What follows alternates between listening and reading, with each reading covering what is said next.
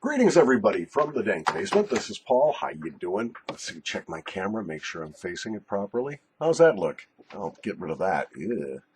Makes me look like a zombie. When you hear somebody say it's vanilla, it's often an adjective synonymous with bland and uninteresting and uninspiring. Well, how was the sex last night? Well, it was okay, kind of vanilla. Or how was that movie? Well, it was all right. It was kind of vanilla. Yeah, and it usually means something that's not terribly impressive upon the senses when you say vanilla.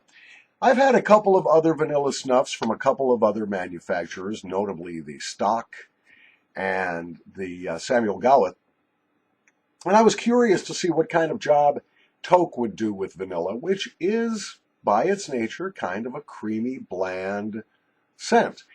And that has been the problem I've discovered. Most vanilla snuffs, or out of the two I've had, both of them were more of a suggestion of a vanilla than an actual vanilla scent. And in the case of the Stok snuff, it was clearly artificial vanilla, and I didn't like it.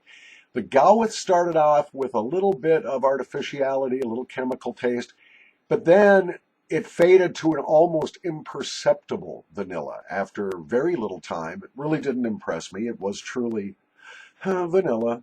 So then we have Toque's product. Now this is moist. Here, I'll show you the label for what all the good it'll do you. Where's my camera? There it is.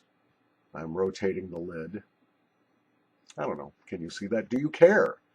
I know you would much rather see the snuff, but I don't have a really cool snuff table like Snuff Begins does. He's got a table with nice lights and he can spread it out on a piece of paper and really show you. I can't do that for obvious reasons.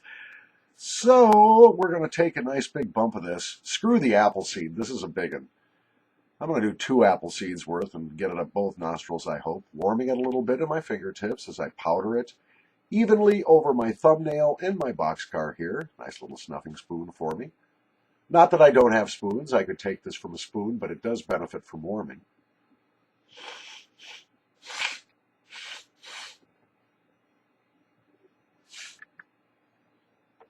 Right away, you get the McDonald's vanilla milkshake scent. Like right away.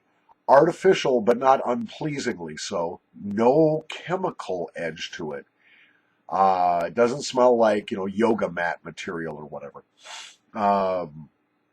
There's no plastic to this at all when you first insufflate it, but you do get an awful lot of that, oh, it's a vanilla milkshake sort of scent to it. Tell you what, I'm going to evaluate this and I'm going to come back. All right, 5 minutes in, and the scent has faded to almost nothing. But I don't expect Toque scents to stay around for a very long time. There are some which do, but this isn't one of them. Even though it does not persist, the nicotine in this is mild enough that you can take a lot of it. It is a very easy to sniff snuff and therefore would be suitable for a beginner. The burn is minimal and goes away immediately. And I'm pleased to report that after about 1.5 minutes in the nose, anything artificial about the scent goes away.